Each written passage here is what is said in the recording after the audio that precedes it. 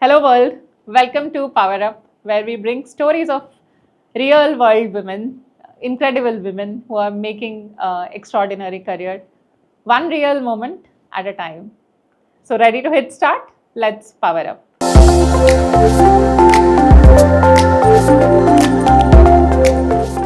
Some careers are built brick by brick and others rise through sharp turns, pivotal choices and uncomfortable decisions. Today's guest is someone who had both. From being a firmware engineer to managing multi-million dollar revenue in the US, she has led teams across continents and industry. And at every step, she has chosen growth over comfort.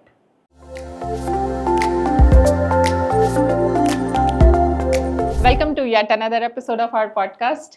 We are really excited to have Amita Gudipati, who is the Chief Customer Officer with Renaissance Learning, based in Seattle.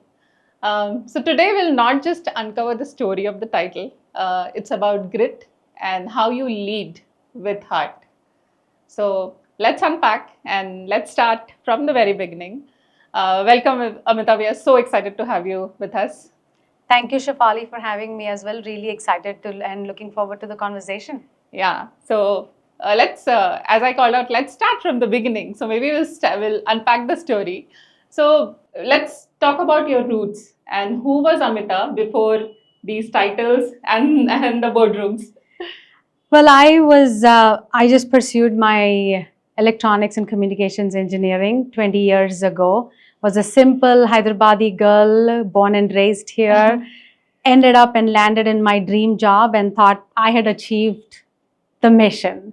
That was sort of who Amita was at the time. Family and friends mattered. What I wanted to rule the world, make an impact, and that was Amita 20 years ago, before all of this even began. Yeah. So Hyderabad is your home base. It is my home base. I'm an absolute Hyderabadi by heart. Yeah.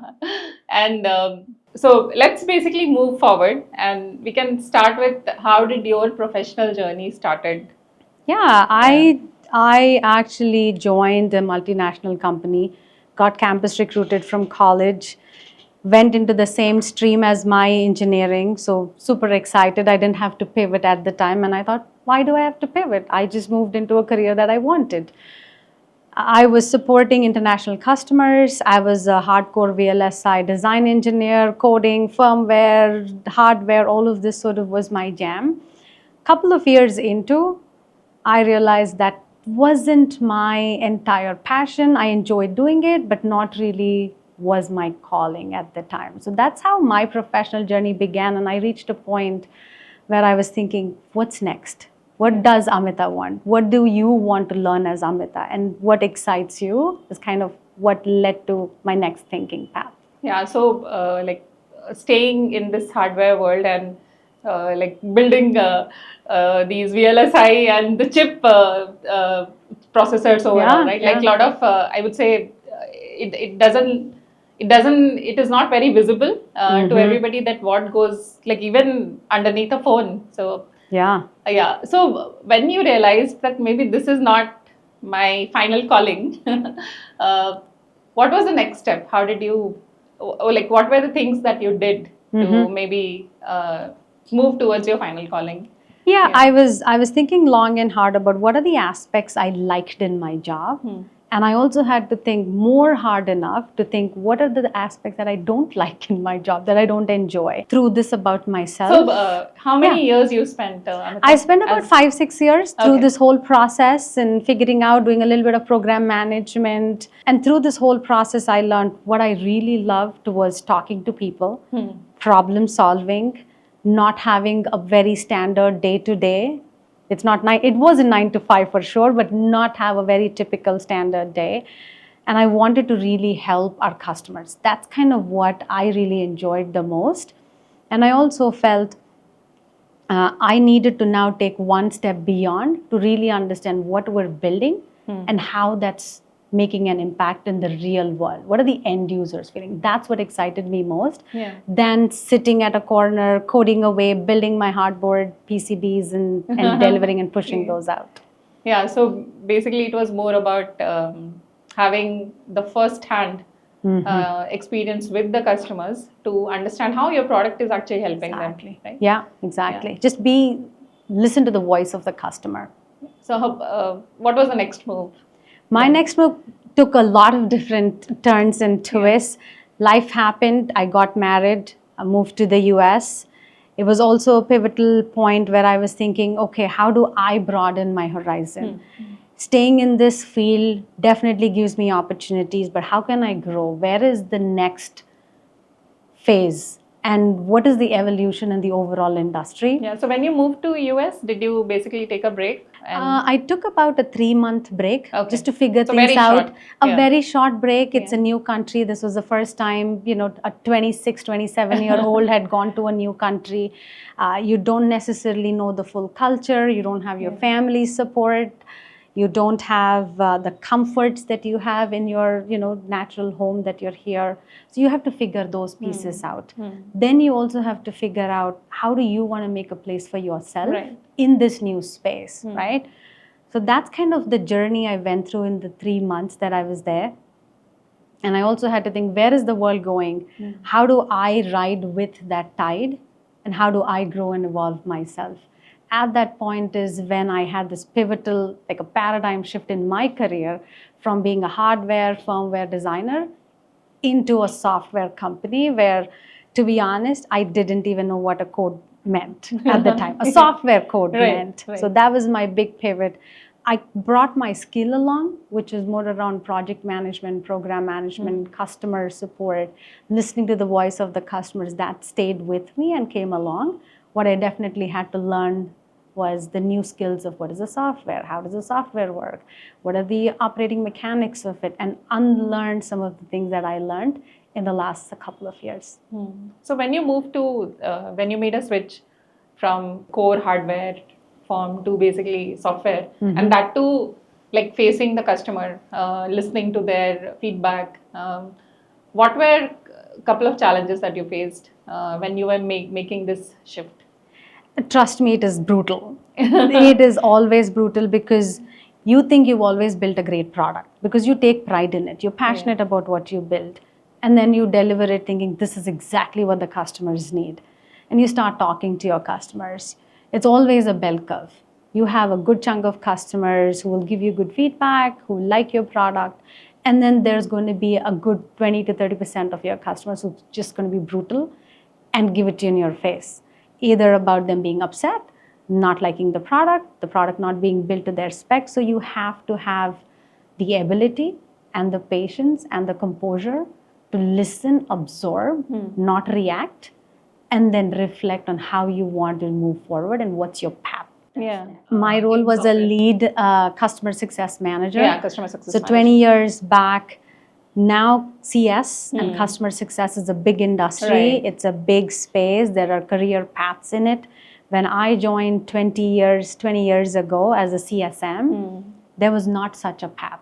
Everybody were figuring out what is the CSM. It was a new term that got thrown in the industry. Every company did it differently. Some company, a CSM meant a program manager. Another company, it meant you're a firefighter. Another company, it meant you're just here to bring a renewal in. So it meant many different things. Where I came in was to be that voice of the customer, to program manage our customer journey and life cycle, and build out a more scalable process. So that's how we invented. So I came on board, I was the employee number 1 in customer success at the time, and then had to build and grow the team and evolve and scale as well. Was there any mental block before you took over this new role, which is like completely different from your past? Yeah, it's funny you say that because mental block, more than mental block actually, it was anxiety, it was a nervousness in a good way, it was a lot of discomfort because it's never easy to move out of your comfort zone. Because when you're in your comfort zone, you feel good, you know what you're catering to, you know what you can handle, you know what you're in control of as well. So the minute you're pushed out, it's never easy. Now all your bearings under your feet are shaken. That's always there. I had the same. There was one example I'd like to quote, my day one of my onboarding. Yeah. I went through my initial new hire process, got all my documentation done. I was sitting with an engineer to just go through, here are the products, here's what we do. That engineer said, well, your resume, I've looked at your resume because it got shared when you were joining. I didn't understand how you happened to be here. But let me just start from the beginning, because you scream network on your resume. This is a laptop, this is a mouse, this is a keyboard, and this is an Excel, Microsoft Excel sheet. I'm not sure if you know. And that was like a kick in the gut, because I've been 6 years in the industry by then. Yeah. I have been a firmware engineer. I've had certain accomplishments. I was a black belt Six Sigma certified professional. And then there's an individual saying, well, this is an Excel sheet, and this is a mouse and a laptop. That hits you, and hits you very differently. But you process it, and then you figure out, how do I navigate some of these challenges? How do I lead my path in this? And how do I define my work so that my work speaks for myself, rather than me having any different kind of conversation? Yeah. So it's not easy. It's a lot of perseverance. It's a lot of patience. And you got to keep at it. Yeah, and I think that learning curve in itself is, while on the job in itself, is really challenging. You need to be patient, and at the same time, like, continuously focus on what you really want to achieve. Yeah. So- It was challenging in many ways, because you're coming in with an organization having expectations of you. You have a learning curve of your own, and you want to make sure that you find that right balance of learning and delivering. Otherwise, if one don't meet and match the other, either the organization fails or you fail, or you fail the organization too. So, as you called out, this was a pivotal point for you, right? And how did things unfold? Right now, you're the chief customer officer. How did things unfold over the time? Over time, like I said, I was always in this pursuit of, what do I like? What do I enjoy? What is my calling? When I was in that role of CS, trying to figure out and unfold what the CS is and define what this customer success meant, that moment I knew it was my calling. I loved what I did. I enjoyed the challenges. I enjoyed my day looked different. And from that point onwards, I took on additional roles, additional responsibilities throughout the next 15 years in the post-sales space, with all these different challenges. Yeah, and post-sales is a altogether different beast, I would say, because it's very close to money. Yeah. How did you get into this revenue side, the post-sales? Yeah, there was, again, I believe in constantly evolving and continuous learning. As I progressed in my career from being a lead CSM, I was part of a private equity portfolio. And I'd worked with that portfolio for like 12 years, different portfolio companies, building and scaling. So I always brought in the build, scale, and expand skill set. There came a point where I already had services. I was already sort of managing support. I was managing a bit of the customer success aspects of it as well. The natural industry progressed into, how can customer success do more? What can post-sales do more? And that was a point in time where few events in the company unfolded in a way where I was asked to lead a revenue generating team. That again was another pivotal shift in my career, because I've never managed revenue before. My extent of my revenue management was my home finances.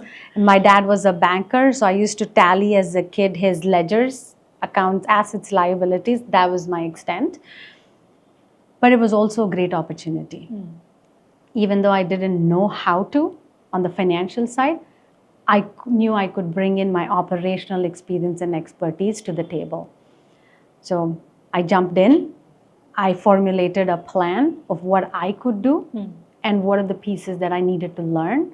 And in the pieces I needed to learn, because it's financial and it's organizations' financials, you need to learn the organizational jargons and the language, but you also need to figure out how to add value if you want to really excel in those roles. That's kind of how I went about, took the role, took the opportunity. We were quite a few million behind in our revenue and cash flow. Set up and streamlined the ops team, the revenue operations team, for a good 3 to 6 months. At the same time, I was learning from my finance team, how do they think about numbers? What are they looking for from me being a revenue managing team and them being finance team? How can we partner? What do they look for and what can I bring? I also went a next step further by going to Harvard and pursuing a full-fledged education program, so that I'm not just learning on the job, but I'm also diving deep into the concepts and those areas that I can bring additional value. So I went through that program, came back with a renewed sense of energy, a lot more confidence in the subject, was able to pivot and shift on the operations a little bit, and we changed how we looked at cash flow and how we drove and generated cash flow as well for the company. So it was a huge win professionally. It was a huge win personally too. Yeah, I think both, right? And taking out this focused time to do a formal like education on the new area that you're stepping in. So in all of this, how did you balance things with so many, I would say, things coming from multiple directions? So yeah, you tend to, I think we in women in general are good at juggling different things. So I'll take pride in that for sure, being another woman. At the same time, when we're women in leadership positions, we have family, we have everything that waits and awaits us the minute you step out of the office door. You have to really bring in your best at workplace, because you want to grow, you want to excel, you want to make a career for yourself, and you want to define a name for yourself, and you're hit with all these different priorities.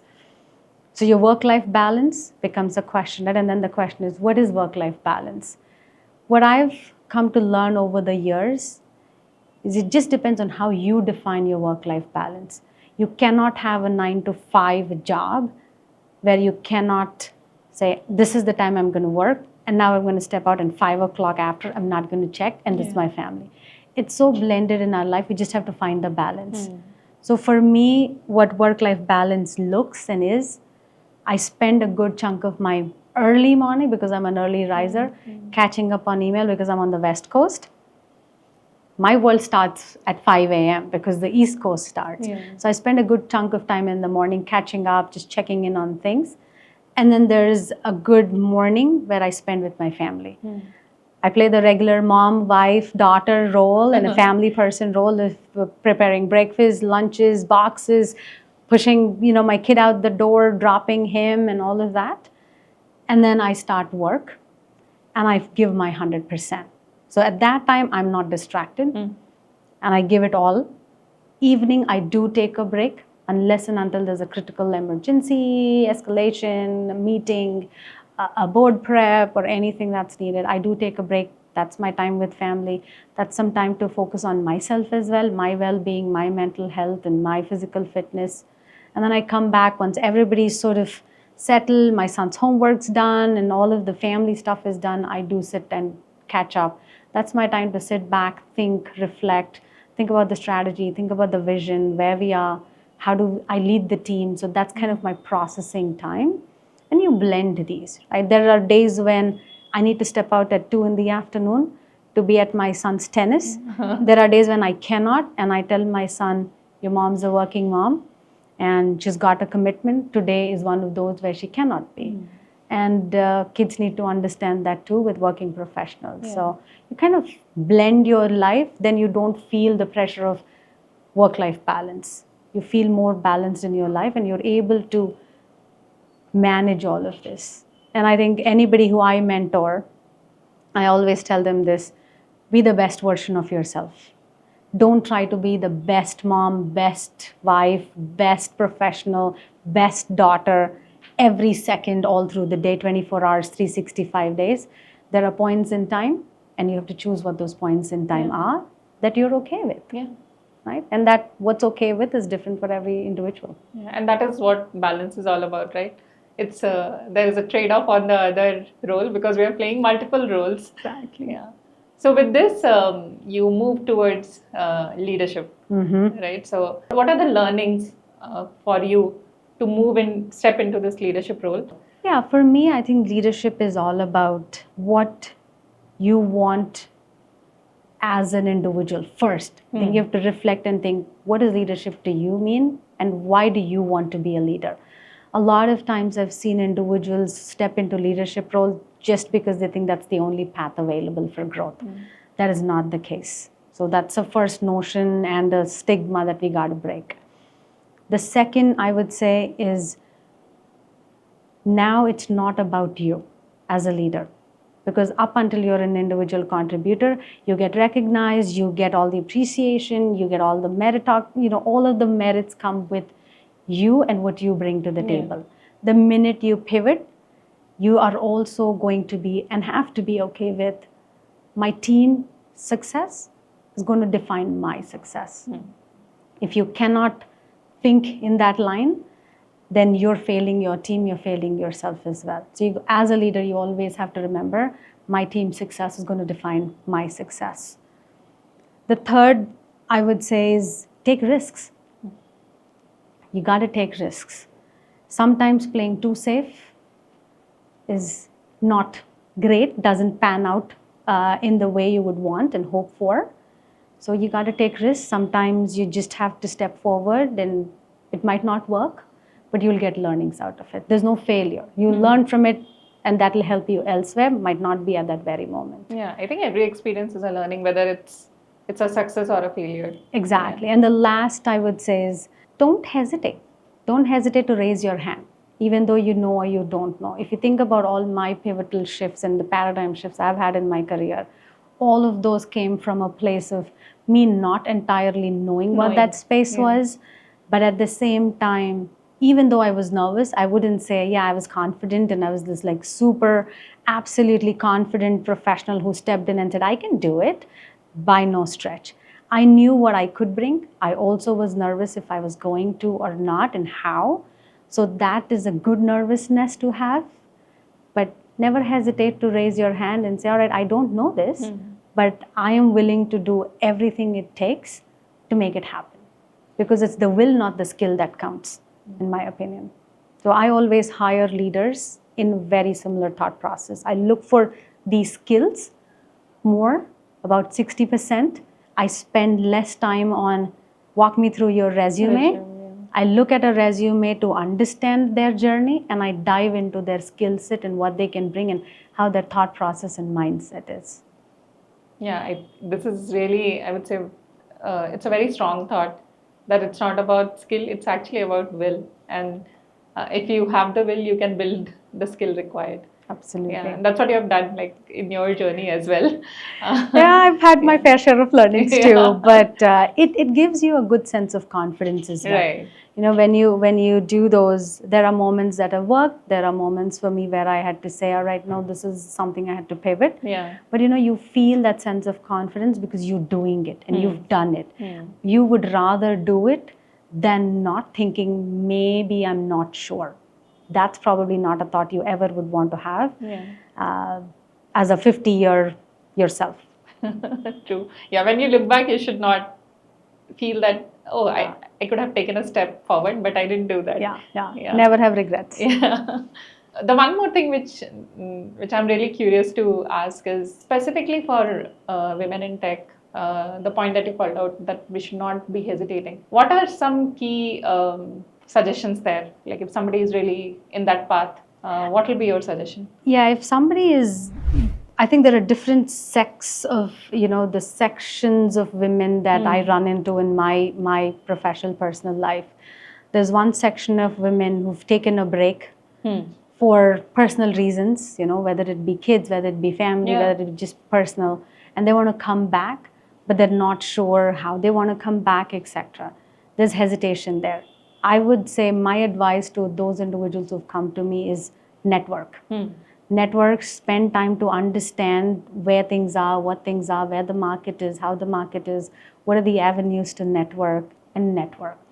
Don't discount yourself because you've been out of the game for a certain period, right? You might have to take a step back but it's okay. You have to slow down to speed up, right? That's not what you want to just give up and say, well, I'm not now getting the same position I want, so I'm just going to not do it.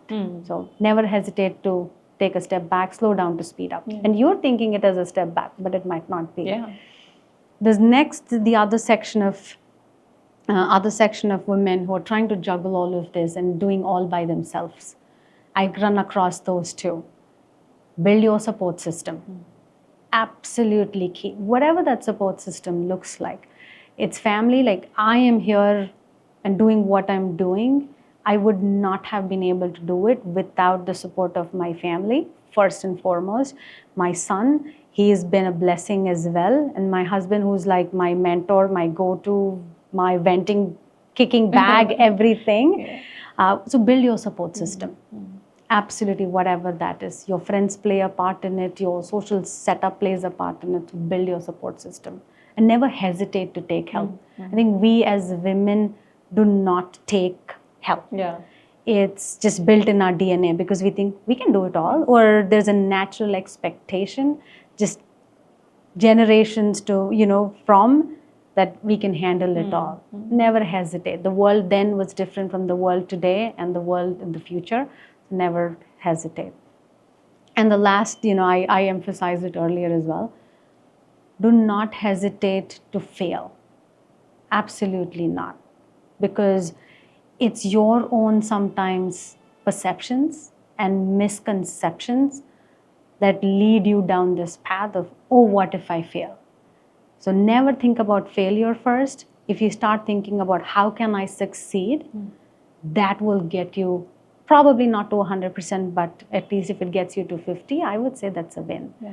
And that comes with a lot of planning, a lot of thought, and a lot of introspection. So anytime I take up a role, anytime I've had these pivotal shifts in my career, anybody who's come to me saying, Amita, now I'm trying to shift from being a support agent to now I want to be a program manager. What's your thought process? How do I go about? And what I apply for myself is just sit back and think, what would be your plan? What would that look like? And that plan always changes and you got to be open. But what does that look like? Build your own 30, 60, 90, 180 and 360 plan. What can you do? What's in your control? What are the skills you need to build? What do you need to unlearn? Because there are moments in time in your life where you do need to unlearn, to learn new things. And how does that look like? What sources can I lean on to build yourself? And then you kind of walk through that. See how that plays out.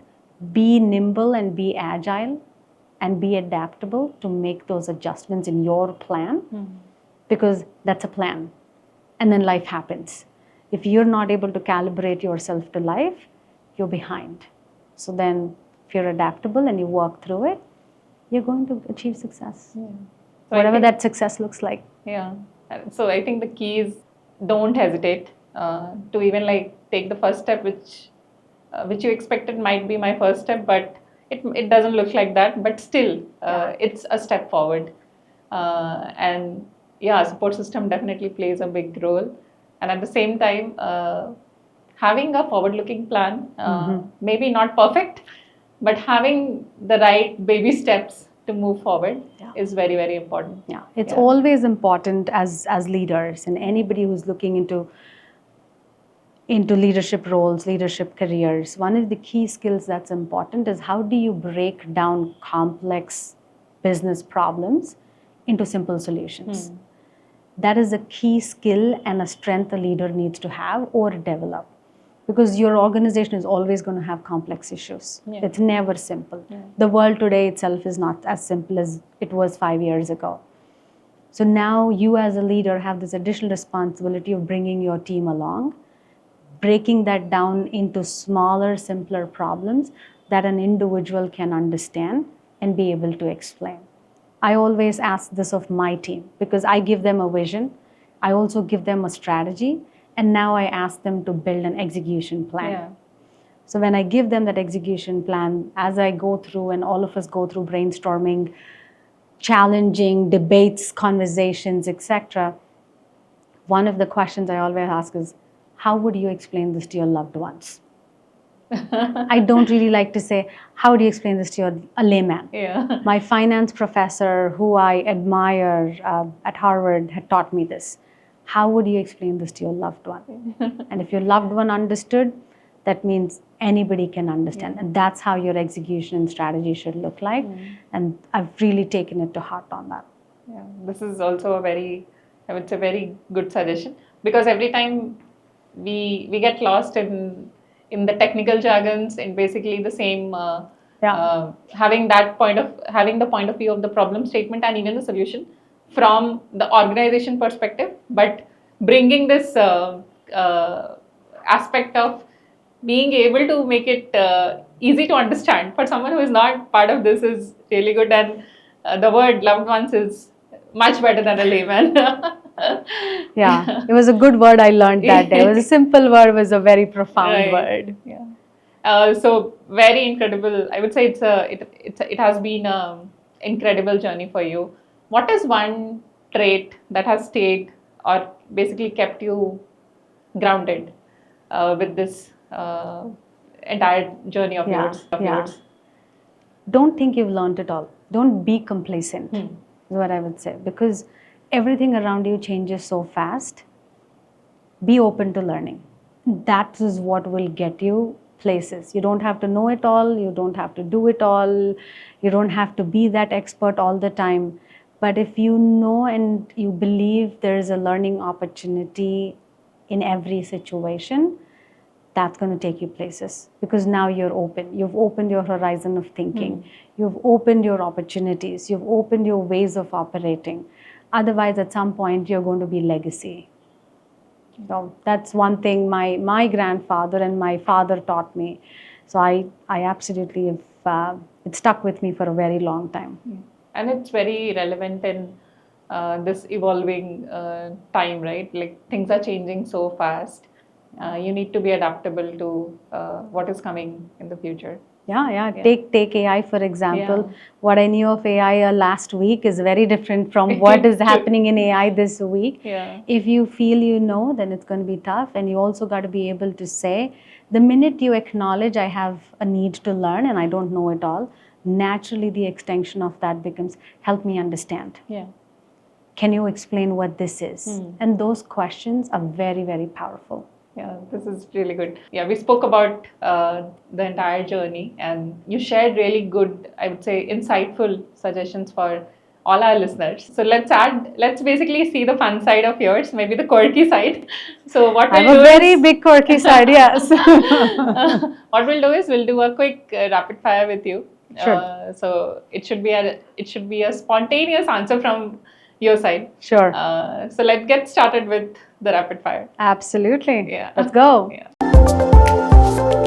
If your life were a movie, what would it be called? Inception. I would always want my audience to be puzzled what my life looks like, because I just take life as it comes. Coffee or tea?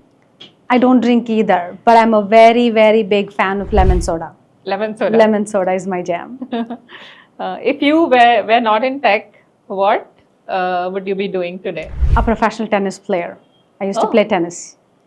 Did you take like a professional coaching on that? I did, and I used to play at school level, and then I had to give up because back in the day, you have to choose one or the other stream. You're either in education or you're in sports. So I was very good at sports back then. Yeah, so I would be a professional tennis player.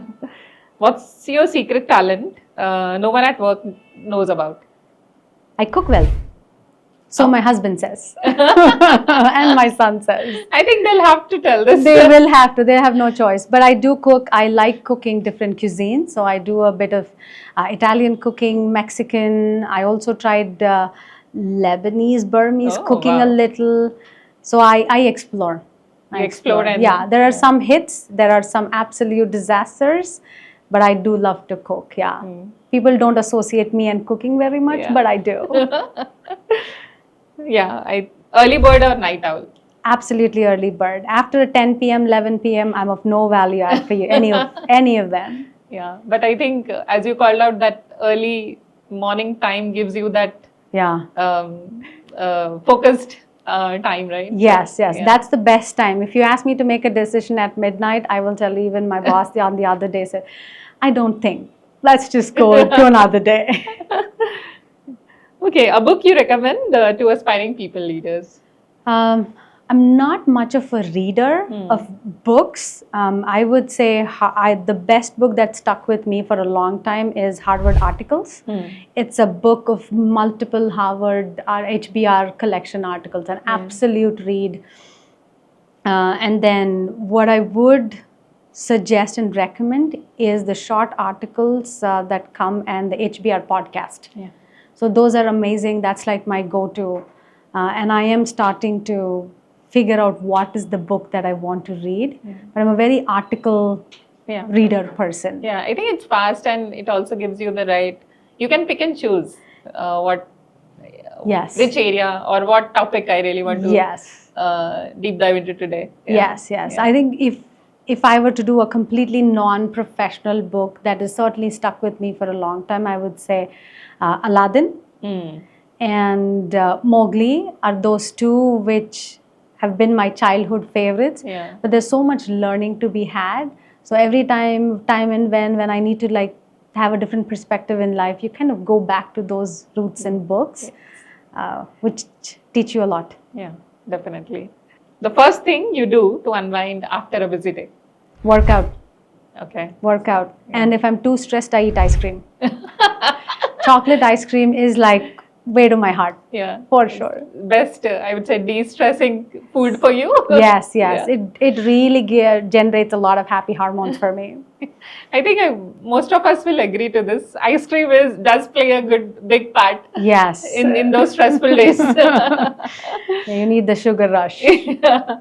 One tech buzzword you wish would disappear today? Crypto. Yeah, I think crypto. I never understood it. I still don't understand it, how it's going to progress.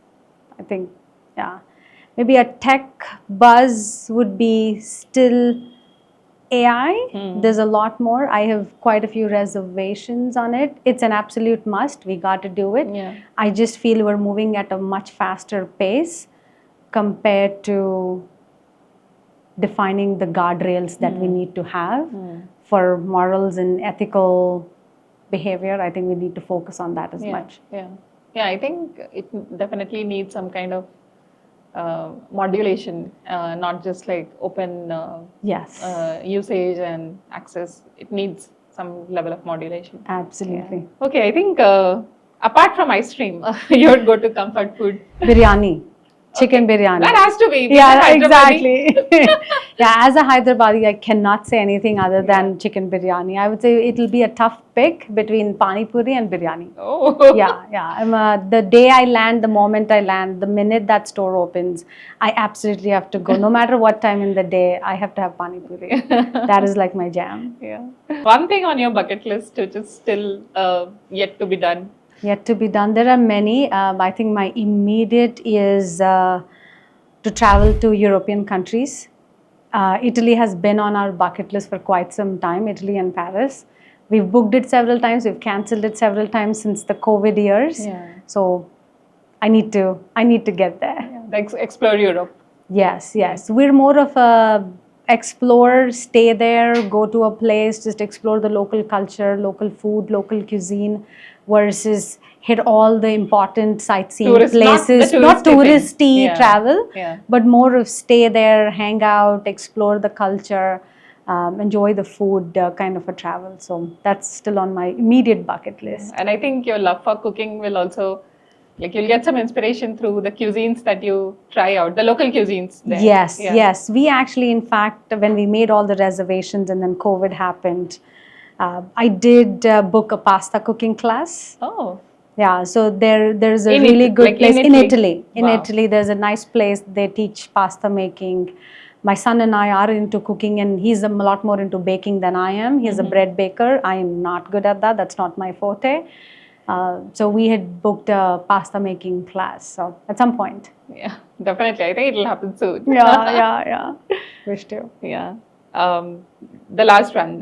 One piece of advice for for your younger self? One piece of advice, I would say, don't overplan. Don't overplan. Opportunities come. Don't overthink. Just trust yourself. Yeah.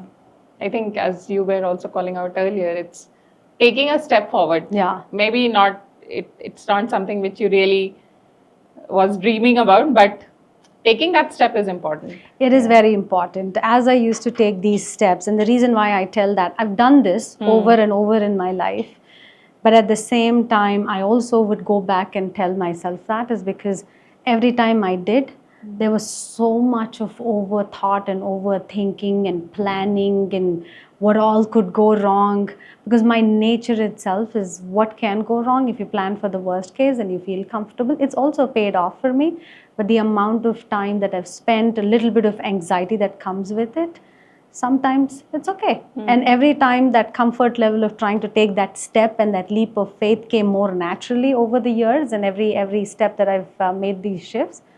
But had I known, probably my anxiety levels would have been a little lower. But I think you have done it. And I did it. Yes. I did it. But yeah, definitely I would have told myself that. Yeah. Yeah. So with this, we have come to the end of Rapid Fire. The one thing which I was really curious about, like being in this customer service org, you must be having your own share of good days and bad days because you're dealing with like real esteemed customers for the organization. So is there a story that you would want to share which is about like how this an interesting story with a customer maybe? Yeah. Interesting or not, I think I'll let the audience decide. But there are many stories to tell. One story that has stuck with me, it was also much early on in my career. So it also taught me a lot, which also stuck with me for the years to come in the service industry too. About 12, 15 years ago, had a multi-million-dollar customer, revenue for us, one of the largest Fortune 500 companies. They can demand, and they demanded, and they commanded the room as well. That's kind of the customer that we're talking about. Very big in the US. Everybody knows the name of that customer as well. We used to provide a software to those customers where their end users, millions of end users, would use that software at their registers for performing any transactions. There came a day where obviously we all update our softwares, we may push out new releases. We did the same. And also not very different, we had regression, we had some issues. Unfortunately, one of those issues had a major impact to this customer where it brought their entire system of operations down. So this particular software was needed for their day-to-day operations and their certifications. If the individuals didn't go through, it would just bring the business to a dead stop. So not only was it just impacting from an operations, it was impacting their revenue every single minute. They're also public listed companies, so you can imagine the amount of pressure you get, etc. I was a lead CSM then. I was managing this customer. This account was mine. And I get this call on a Friday night. And that was usually the case. Friday night is the best call you get from customers saying, my system's down, I have these issues, I need this up and running by Monday. Like, all right, so your weekend's defined for you already. So their higher level leadership were on a call, got some good earful, definitely unpleasant, not the calls you would want with the leadership at that level. You were talking to a CTO, CEO, CCO of their organization, the high pressure of revenue getting impacted every single minute and the day. Then you have your internal teams asking you what is going, your leadership's asking you what's happening, why did this happen, did we not test in their environment? So the usual that goes through, but the heightened intensity just puts a lot of pressure on you, and you're on that hot seat. You're trying to manage the customer, you're trying to manage your internal teams, you're making sure everybody's updated. You have to give your teams the runway to also work because they have to troubleshoot and resolve the issue. Talking about this is not going to help. And this continued for 36 straight hours. Straight hours, meaning straight hours. No sleep. No sleep. Everybody went in rotations. I was the steady constant because that was my responsibility. And I was updating the customer. I was sharing them, here is when the next update is going to be, here is the plan. And there came a point after 24 or 48 hours where we still needed a little bit of runway. And the customer absolutely was frustrated and not happy because if it's not resolved, whatever progress we make doesn't matter, right? So I had to fly down overnight to the customer, be at their headquarters, make sure they felt we're there with them as partners versus vendors. And I am there providing my full commitment and my organization's full commitment. I was representing my org as well to make sure they felt comfortable. Another 24 hours of this went on back and forth. And then we had a plan in place. I laid out the plan. I walked them through the milestones.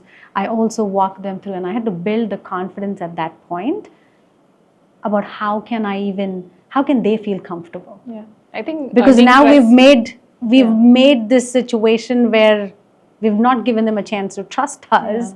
So now we're saying we're going to resolve the issue and we're going to push another patch. Then the question is, how do I now even trust this, that you're not going to break this even further?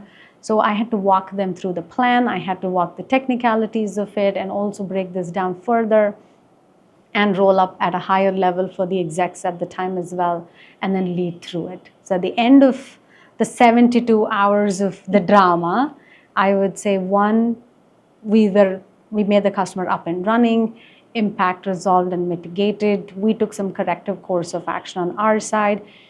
I shared, here is our reflections, here is how we're going to operate going forward, here is how we're going to avoid business impact for you, so on and so forth. And because we've gone through that level of rigor and how we showed up, that customer stayed with us for a very long time. And even today, they're one of the customers.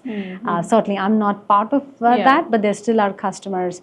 What I learned through the process is, one, when you take full responsibility. You don't, in the customer service industry, you don't get to say, not me, it's my engineering team who pushed. No, you are representing your organization because you're the face. Right. Two, your job is to be the facilitator between your customer and your internal teams. You cannot bring that pressure down. So you have to manage and balance both sides in heated situations. You have to play that role. You've got to have composure. And the last and final, you absolutely need to make sure that you show yourself as a partner versus a vendor, because that sticks for anybody more long term, rather than, all right, this person showed up as a vendor. So I can just cut my ties any day, versus if you show up as a partner, they're willing to have a conversation. They're willing to work with you. They're willing to give you an opportunity. So that is the soft skill training that we provide in customer service in sort of my teams, is how do you show your best self and how to be your best version of yourself with the customers and within the organization, so that you bring your customers along versus not lose them at some point. And I'm still friends with those customers. 12 years later, I know what's happening in their life. They know what's happening in my life. And, your hard times is what gets you through. And when you're in it together in hard times, that also builds some long-lasting relationships with your customers. Yeah, and I think it's also I would say it's not easy to balance both, right? Balance your internal stakeholders and the customer, and you being in between, making the right trade-offs. And also having a long-term, I would say, plan to earn trust on both sides. And as you called out, you also need a headway for the internal stakeholders to make things happen. And while it is happening, you need to keep the customer engaged, making sure they understand that we are invested. And invested as a partner, not as a vendor. Exactly. And what I tell my teams constantly, because if you think about this post-sales space, right? It's a high pressure, high demand, extremely stressful job and nature, because you're constantly trying to make sure you give the best to your customers. and you tend to run into situations where customers are unhappy because in the day to day they're either not happy, there are issues, etc. You constantly see that, and if you get emotional with it, it is going to be challenging. Yes. Yeah. So you have to give your teams the runway, which means you have to take the heat, but it also means you have to comfort your customers along with it as well.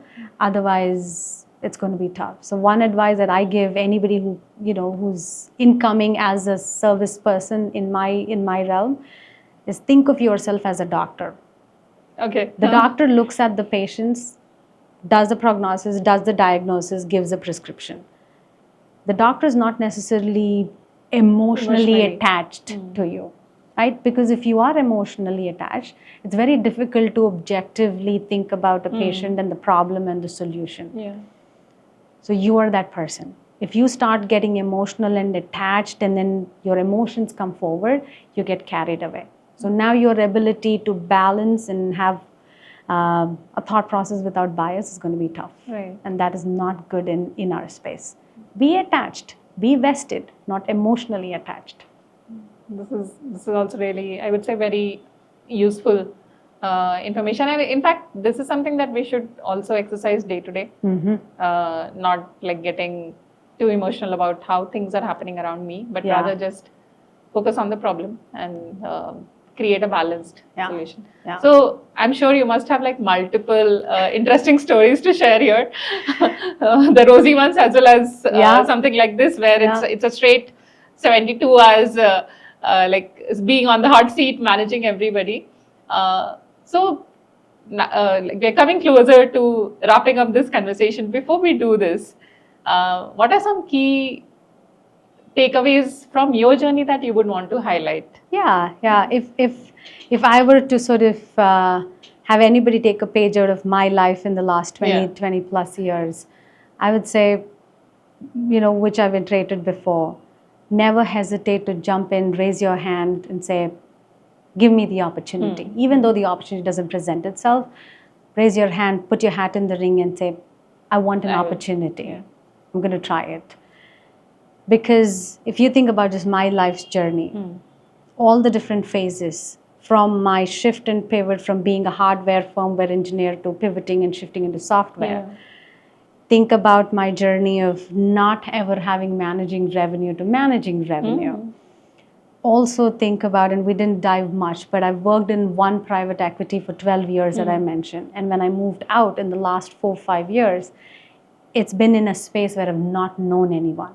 So I put myself out there saying, I've worked with the leadership, I've worked with the same equity portfolio company. I kind of know. I was comfortable, I knew what I needed to do, I knew the expectation, but I needed more. I wanted to learn more, and I threw myself again into a place where I didn't know. I was right up on my feet. I had to start from ground up. So that also has been another big shift. So never hesitate to take those chances, take those risks. You will always learn. The second and the most important, I'd say, be your own champion. When you are an individual contributor, your manager appreciates you, your peers appreciate you. So that naturally is very gratifying. We're social beings, right? So we need that social setup and that sense of belonging. So you feel nice about it. As you grow in your career, whether it's lateral, whether it's vertical, the number of sponsors, how the sponsorship happens, who your champions are, what that championship looks like may vary, may come, may also not come. And if you're going vertically up, that's only going to diminish because it's a narrow food chain, right? So you got to be your own champion. Find your sponsors, find people who you can network with, find people who you can share and exchange your learnings with. Take as much as you can, network as much as you can, but also know sometimes it's a lonely place, and you have to be confident in yourself, and you have to be your own champion, because if not you, then who else in your own self? So those are the thoughts that I would want to leave the audience with. We have come to the end of this conversation. It was really insightful talking about like going through your journey, and the way I started talking about this was how you lead with heart.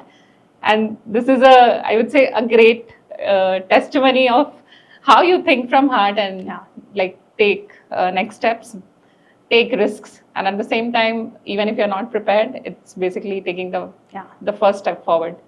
Thank you so much for spending the time with us. Yeah, this No, thank you so much for having me, and I hope your audience has been able to benefit with just my learnings. I've enjoyed just reflecting back because you always are thinking forward. Yeah. You're never thinking and reflecting of your journeys itself in the way you, in a way like this. So I've really enjoyed as well. So thank you for having me. Thank you, Amita.